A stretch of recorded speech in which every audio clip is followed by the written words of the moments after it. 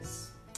This week we're going to have a bit of a look at what's going on in the Golden Valley and hear something from the National Food Institute about environmental sustainability. Welcome back to Johnny too. What's the story you've got for us? Jean, we're going to see a panel discussion on the state of the food industry in Australia, chaired by ABC reporter Warwick Long. We're going to hear from politicians and food industry professionals on how and why food insecurity has become such a threat for our food manufacturing industry and our food growing industry. It's a really good discussion. Let's have a look.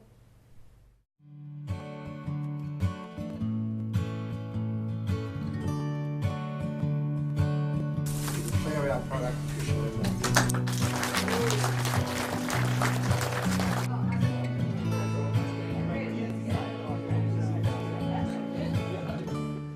Hello everybody, I'm Warwick. I'm Warwick Long. I'm a rural reporter for ABC. Here today to talk about food security, or insecurity as the flyer suggests. In Australia, I was reading just previously, we produce enough food for 70 million odd people. Why should we care about food security when we've got such a wealth of food production here? The reason I care and Oxfam is working on food security is because there's around 870 million people globally going hungry. I think there's a lot of misnomers about people, in fact you did, Warwick, a minute ago, refer to the fact that we could, or with the volume of product that we grow, we could feed 70 plus million people. The trouble is, if you remove from the equation the fact that we mostly produce wheat or other cereals, and if you also remove the frozen or chilled beef that we export, so take out our cereals, our milk powders and our beef, we actually are a net importer of food as we speak. 37% of our manufactured fruits, vegetables, over 80% of our fish, it's all imported. We don't step in soon and fix a lot of that. A lot of it is government regulation, local, state and federal, but a lot of it is also too, in particular, getting Australians to understand what's at risk. An interesting thing that I've picked up on recently, I was speaking to a CSU academic and he was saying he didn't agree with the premise at all that we can run out of food. What do you think about that idea that if there was such a problem, we'd all be out there, even on our hobby farms, producing more food? Yeah, well the reality is the world actually does produce enough food to feed everyone. It's a distribution. It's an issue of distribution and equity. And the problem with our food system at the moment is that it prioritises profits over people. We've found since about 2005 that it's cheaper just to write a cheque or electronically transfer a cheque of our Australian food aid budget to the World Food Organisation, World Food Purchasing Program, WFP, and let them go and find the cheapest food globally and say, thank you Australia, you gave us 50 million for rice. We found Myanmar broken rice, which we purchased, and I've got the sack in my office with written all over it, Myanmar broken rice, gift of the Australian AusAid program. Whereas Australia could have gone to SPCA or some other Australian place, manufacturer where there was a glut of food, it would cost them more than that Myanmar broken rice, but the quality would have been better and the Australian farmer would have become more sustainable through that action. On that, and Urquhart, do you think there's a problem with the AusAid program? I think that there's always issues with any program. And I think that we can always improve. Whatever program we've got out there, we can always improve on those. If you're going to grow apple trees in an area, then you should be, the government should be making sure that those apple farmers also run beehives on their farms, because the apple trees need the bees to create all the things that bees do. If they got their agricultural departments to have people in them that understood agriculture and advised the farmers on how to actually make their farms productive, then I think we'd be able to feed the people in Australia, and once we've fed the people in Australia successfully, then we'd be able to concern ourselves with feeding the rest of the world. Kim, George, you're producing food, yes, which is a great task and very difficult to do apparently in Australia at the moment. Yes. Do you need more government intervention in the business around that you're working in? I'm not sure about the government part. I mean, we just need the public to kind of embrace the product and realise that every packet they buy has a direct relationship to someone's local job, and that kind of flows onto what everyone's really talking about. And Kate, a lot of what Peter was talking about there was really issues of sustainability. Do you think there's enough thought through the sustainability in the farming process? It's about sustainability, but it's about extension services as well, and it's about keeping young people on the farms, and it's about making sure that people have access to good agricultural science at universities or TAFEs. So it's about a whole of lifestyle thing, I think, is what Peter's talking about, and that is about sustainability. There's no doubt about that. And essentially governments do have a role in relation to extension, which is what I think you're referring to, Peter, no doubt. And we've heard lots of people all over Victoria say that extension services were much more broadly available, and they're not, and there's been a lot of concern about the lack of that. We've got at the moment, we've got milk. You can buy 2 litres of milk cheaper than you can buy 2 litres of water. It is absolutely disgusting. It's about time the whole political system got kicked up the arse and sorted out. And now, and Ed, do we need to kick you up the bum? Well, that's what I began by saying, if you heard me. I said local, state, federal government policy is the problem in Australia, which has allowed the collusion or the concentrated ownership, I should say, of the grocery sector through our Trade Practices Act, now called a competition policy. Our labelling laws allow the public to be completely bamboozled about what is the source of the actual food in the can or the plastic pack. We've got a situation where if the label says made in Australia, you can guarantee it isn't. That's right. That is absurd. Now, all this rubbish means our Australian growers and the manufacturers who live off them, with all the other, as I mentioned, costs of labour, energy, utilities, rates, zoning laws, blah-de-blah, then our farmers cannot compete. I read a book once called The $1 T-shirt, and it was a process whereby Walmart in America went round and bought a white T-shirt, and they started going to China or somewhere and they bought it, and they just kept going around the world trying to get it cheaper and cheaper and cheaper. And I think that's what we're starting to see with what is happening with supermarkets becoming producers themselves. They're not just selling stuff anymore, they're actually producing stuff. What is the panel's thoughts about a possible reintroduction of tariffs, or what are your thoughts in general about the principle of tariffs? Well, our problem is that we've been running around the globe for a very long time saying we believe in free markets, and I do, and I'm sure you do too. The problem is there's no such thing. So we've got to acknowledge it is not a free trade environment for food, it's a managed trade circumstance. We've got to try and have local food sustainability, sufficiency, with a product that comes in from other countries which is not fairly priced. For that, we've got World Trade Organisation anti-dumping measures. We also have WTO safeguard emergency measures. Both of those, as we speak, are in play. We've got to invoke and use those measures. Australia's been, oh, we can't do that, we'll get retaliation. You might remember what Julie Gillard said when it was mentioned, retaliation. Bull dust. We've got to get out there, use the WTO measures that are lawful, that China uses, that US uses, that half of Europe uses. And then we can have a more level playing field. So Coles Woolies says, hey, we can get imported canned tomatoes out of Italy for 40 cents a can, stick on the shelves for 80 cents. Australian stuff costs $1.20 just to get out of the factory. Aren't we clever? We'll put those, we'll ask for 40%, 30% duty imposts in the case of the safeguard and the anti-dumping. That means that Coles and Woolworths have to say, oh, hang on, Australian stuff costs the same now. Why wouldn't we buy local? Because the public would prefer it. So that tariff issue is key. And can I just say do you that, support the tariff investigation? Can I say that I came from a background, my union background, of fair trade, not free trade. That's what my background is. And that's my belief, and it's still my belief. The takeaway from today is that change starts at the local level, reducing the amount of waste, having veggie gardens, that type of thing.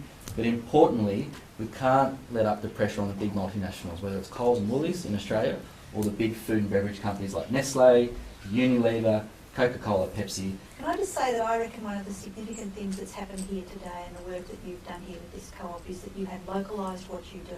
This is absolutely pivotal. If there's factories around that are effectively laying idle, this is such a clever way of thinking about things. It's innovative, it's good for the community, it brings everybody on board, it inspires people, and it starts to deal with some of the issues that underpin the problems about distribution, which is people not talking to each other. But one of the crowning glories of problem is the duopoly or the market concentration which crushes prices for manufacturers, primary producers. It competes only on price. At the moment you've got Coles always saying half price, IGA joining them. Guess who takes that half price? Not the shareholders, the suppliers again are being crushed. That's so, got to change it. A good place to wrap it up there. Food security, a global issue, and as we heard today from everybody really on the panel, it's best addressed locally. Thanks everybody for listening in on a Q&A with these panels. Next up, we've got an interview with Sophia Christoe, a woman who works for Vale at Melbourne University, which is a research hub, looking at things in relation to the food chain. She talks to us a bit about some interesting projects across Victoria. Let's have a look. Sophia, would you like to introduce yourself? Sure. So my name is Sophia Christoe. I now live in Melbourne, but I grew up in the Goulburn Valley on a mixed cropping and irrigation and sheep farm in Undera. I had a very strong connection with the land from growing up on the farm that my amazing dad still runs and manages with the help of my mum, Ian and Mandy. And I think the exposure to landscapes and seasons and food and the connection between where our food comes from and healthy environments that need to be supported for that to happen, I guess has really influenced where I've sort of spent my energy and where I've sort of put my time over the last 25 odd years. I studied at the Australian National University. I did a science degree on resource and environmental management, and then in my honours year I did research around food systems and using a particular methodology to quantify ecological impacts that different food production systems have on our global environment or global ecosystems. And that was sort of tied in, not just studying landscapes or sustainable agricultural production, but also looking at the human side of that. And it's definitely something like agriculture and food. There's an undeniable human element to those challenges that we face and sort of trying to find solutions to how we produce food now and into the future. My current work at the moment is with Vale, and that is the Victorian Eco Innovation Lab, and they're a research hub based at Melbourne Uni. We look at, there's lots of different projects that Vale does, but we're looking at food hubs at the moment, and food hubs as sort of alternatives to the current production, distribution and food supply chain really, and wanting to create an alternative to that which is not considered an alternative in a niche way, but a viable system of producing food and distributing that to people who want to eat it in a way that's fair and equitable and sustainable for farmers and producers and distributors. We're working quite closely with the community at the moment down in the southeast region of Victoria around City of Casey and Cardinia and around Dandenong, and sort of engaging with people to find out what is it that you want in a food system and what is it that's lacking for you, and how can we work with the people who are already in an environment or in a particular place and give them the food supply scenario that they want. There's a lot of energy and a lot of people who really are passionate about food, and it's nice to know that that's not just in the city, that there's exciting sort of projects happening all over the state of people who are passionate about growing food and passionate about eating food that is good for them and good for land and fair to the people producing it. And yeah, it's exciting to get amongst it and eat it, and it's delicious. You've got a particular guest, an international guest, I understand? Yes. In town at the moment? Yeah, we do. His name's Chris Walsh, and he's from England, and he founded with another person the Kindling Trust, which is in the UK a not-for-profit, which is a social enterprise working with within and around the city of Manchester and working with farmers there and creating sort of sustainable food enterprises and helping farmers get a fair price for the food that they're producing and supplying people in the region, and so localising the food system, but doing that in a way that's quite equitable, and it's not just about fancy gourmet organic food, but it's actually about getting food to people who may not be able to afford normally organic or locally produced food. They don't have to rely on sort of the biggest, cheapest supermarkets that are selling food that might look cheap at the face of it, but it actually has a large cost to people and to the environment in the long term. What I'm going to do is talk about what we do in Manchester, and I don't think you can take what we do en masse, and I think there are little snippets that maybe you could take from us. There's definitely things I'm going to take from you. I've been learning loads, and I'm particularly excited to be here. Once the UK joined the European Union, the whole movement of food production left the UK and went to these other European countries. So what we've done is we've taken this idea that you change people's minds, or you engage people through experience and through stories, and work with young people and existing So Chris is coming out to Australia for 1 month, and he's spending a bit of time in Victoria, and also going interstate up into New South Wales and Queensland. And he's running workshops with different communities. So I mentioned the southeast region. So he's down in the southeast working or doing a workshop down there with setting up a food hub, and also travelling to sort of regional centres within Victoria as well. He's spending a few days up in the Goulburn Valley. He'll be visiting schools in the area who are involved with the GV Food Co-op, and it's sort of work engaging students with food security issues. And he's running a workshop on Tuesday evening on localising food systems. And so that's directed at anyone involved in the food chain in the Goulburn Valley, so producers and processors and people who eat. So it's relevant to everyone. Yes, that's right. A bit like our show. Yeah, oh, Everybody's fantastic. Yeah, everybody's going to eat, so everyone should be paying attention, I guess. Yeah. So yeah, he'll be doing a workshop there, and hopefully it'll have a really great turnout. Do you think that your parents will manage to get to see any of Chris's work when he's up in the Goulburn Valley? Yeah, most definitely, most definitely. It's something that producers in the area are really interested in and passionate about, and I'm going to be making the trip up there especially for it. So if I'm going, then they're definitely going. As Sustainability Coordinator for the National Food Institute and the Director for Educational Projects for the GV Food Co-op, Will Dalgliesh has had a fairly busy year. Food Matters caught up with him recently to talk about his work. Well, this year I've been successful in securing a position on the board of the co-op, and my role there will be along the lines of an education perspective, or an education officer, looking at the issues of food security and how that affects the region. I grew up on a farm, so I have what I believe are a good understanding of how difficult it is to be a farmer. My brother's on the family farm, and I've always had an appreciation for food, and my wife comes from a hospitality background, so I've had that instilled to me, the quality of food and what food serves as a ritual in life, I suppose. I have 3 young children, so again see that food is a central part with regards to a working environment in our region.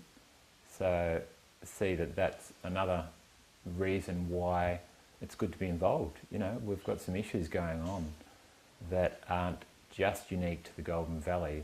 There are issues going on across the globe. People are becoming more exposed to the diversity of where the co-op seems to be able to play a role. It's not a government authority or entity. It has that independence that it can provide I suppose you'd say it's an ethical perspective on things, because it's coming from the story where the workers were wanting to, take over the factory, so to speak. It's that thing of the multinationals who have decided to pack up and move their wares to somewhere else that can provide them with a bigger profit, and what happens when those events happen in your community. How do you actually piece those elements that have been left behind into something that can become new and fresh, utilising those skills and expertise of the individual to keep a quality of life for the region. I think from the experiences of the co-op, we've identified that food security is a core element that needs to be addressed, or identified as a concern, and what food security means, but B, that we need to be able to get that out into the community, this message, and working with different sectors of the community to hear their story or their perspectives on food security.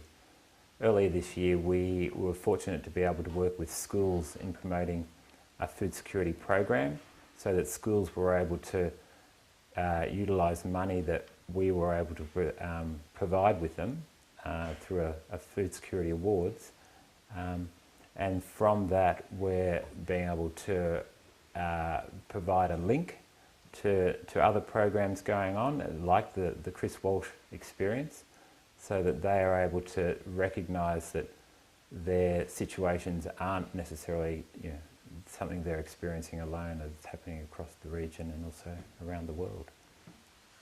My initial contact with Chris Walsh was through an email that was sent out to the co-op from Melbourne University, who I believe are co-hosting Chris Walsh's visit to Australia, along with the British Council of Australia.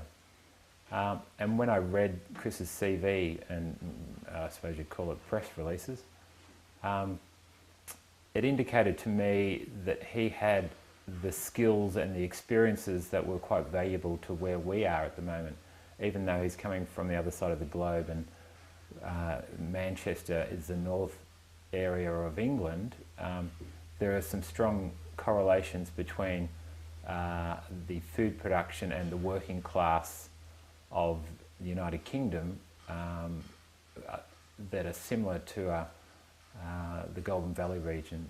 And I think it's really good that people start to be exposed to different types of social enterprises and cooperative experiences. Initially, Chris was going to go to the Beechworth community and have similar meetings over there.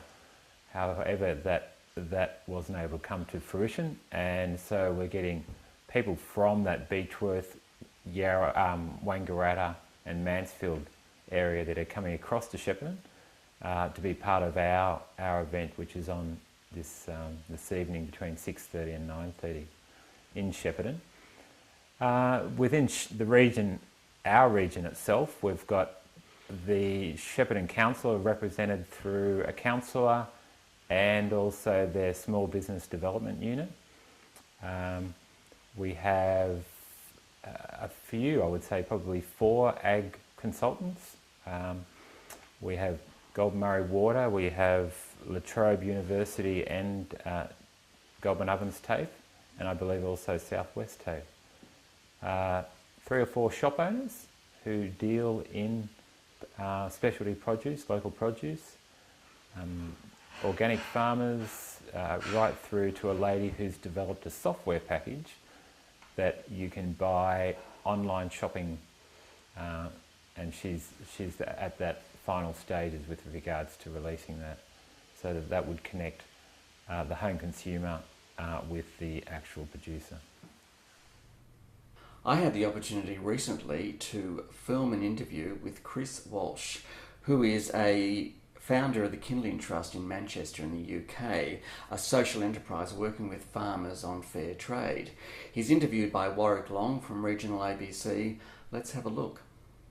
I suppose, Chris, first things first, welcome to Australia. Thank you, it's fantastic. And so what brings you here? Why have you been asked to come to Australia? Yeah, well, I'm here with Melbourne University, and we've been talking for about 6 months now on looking at ways of supporting farmers. In the UK, we've got similar problems to farming in Australia, so we've just been experimenting with ideas. And you've been heavily involved in really a lot of development of those ideas in the UK. Tell us, before we get into those, give us the lay of the land. What's the situation in the UK? Yeah, well, farming's struggling. It's under pressure, and in some ways it's under assault from supermarkets particularly, and so it's in decline. It's really in debt. There's land pressures, and basically farmers aren't paid the right price for their produce. So what we've been exploring is kind of new ways of getting a decent price for farmers for their beef and their dairy and their fruit and veg. And take us through some of those ideas. Obviously, well, really the centrepiece, from what I've read up on you so far, has been the Manchester veg people. But take us through some of those ideas. Yeah, well, like here, we've been trying to bring consumers and farmers back together. You know, over the years, we've been forced apart, and lots of money and lots of power has been centralised within middlemen, and that might be a supermarket or it might be a wholesaler, but basically farmers have had a raw deal out of it and serve consumers in the UK. So we've been trying to bring the two back together, and there's some really heroic efforts in the UK around farmers markets and farm shops and box schemes and the like, and it's allowed farmers to reconnect with consumers, and it's given consumers a bit more choice about where they buy produce.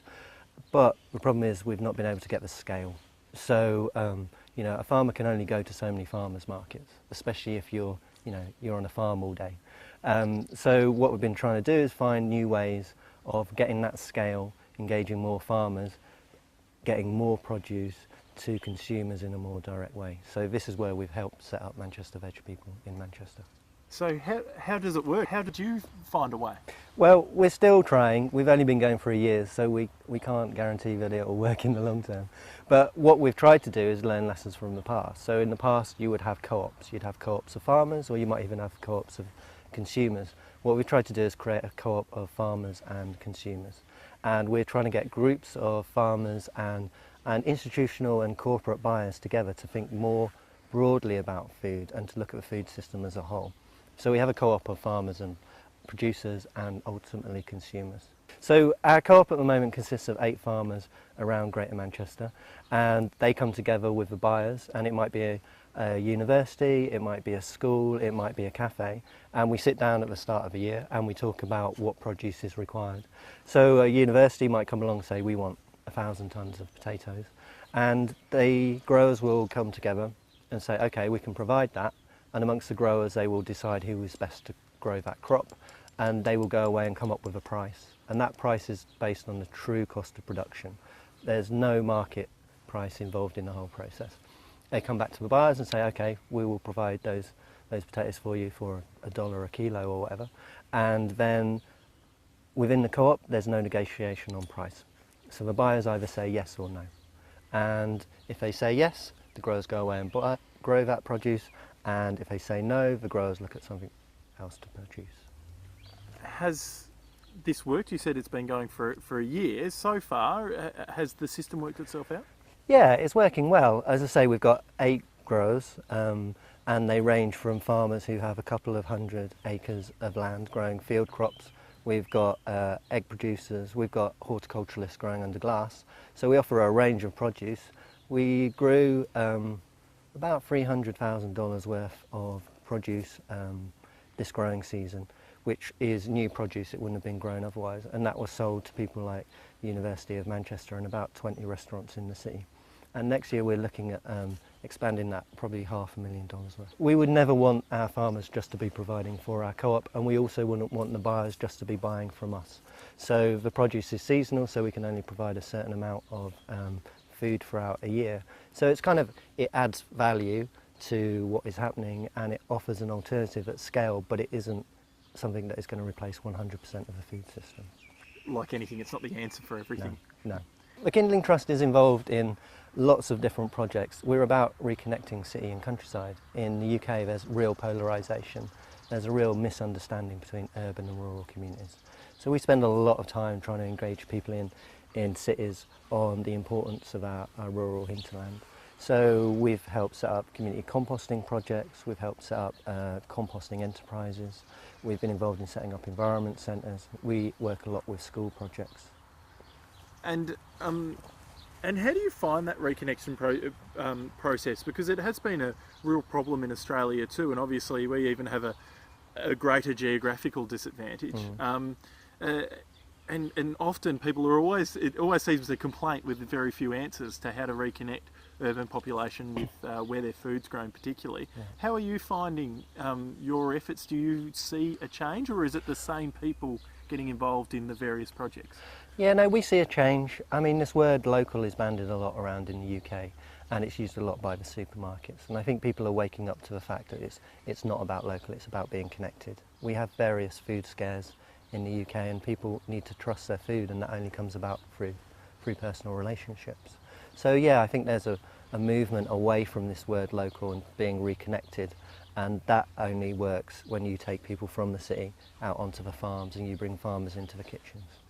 So you're out here talking to Australians. There's been quite a lot of interest in getting you around. Your diary's fairly full from what I understand.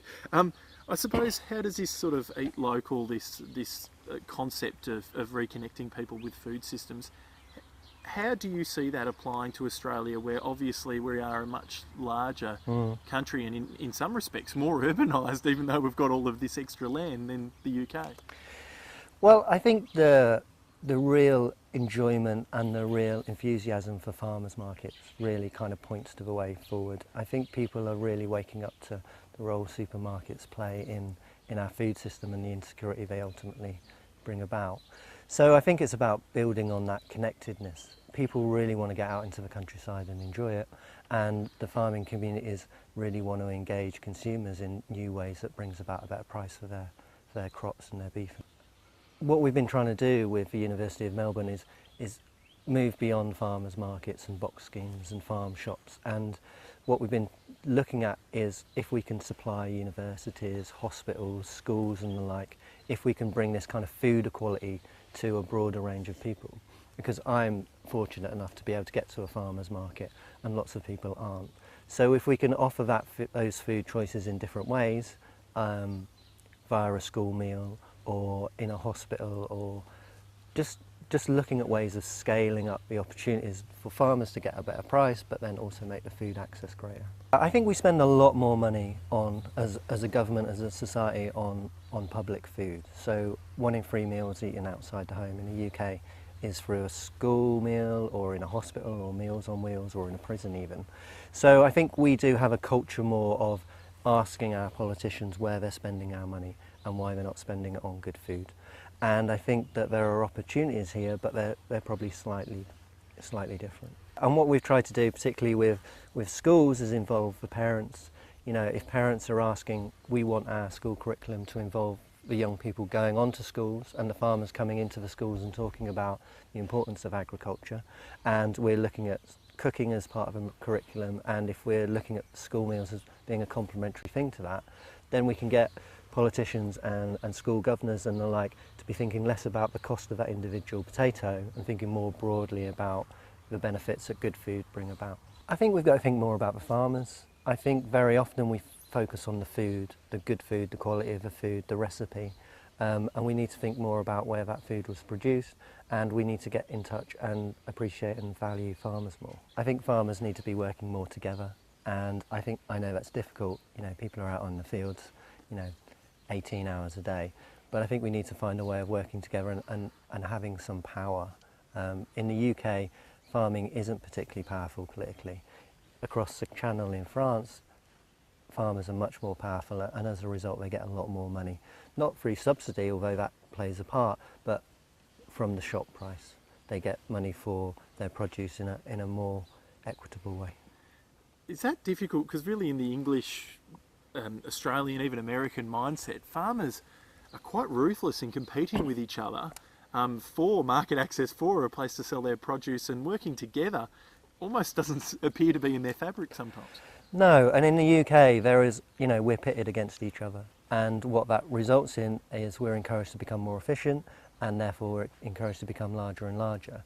And on the surface of it, some large farms out there look very successful, but what is underlying that is a debt, and that debt makes us less competitive ultimately, but it also makes us less flexible. So we're not able to respond to the needs of the market, or we don't have control over what we produce and when we produce it, and particularly who we sell it to. So this kind of drive to become more efficient, which is driven by this competition, is very often to the benefit of the supermarkets, and definitely isn't to the benefit of the farmers, and ultimately isn't to the benefit of consumers, because consumers lose out in terms of lack of control and price and the like. It's been an enjoyable chat. Thanks for having a chat to us, Chris. But before we let you go, what's your diary like for the rest of the trip here? Is it fairly busy? It's really busy. I wish I was staying another month.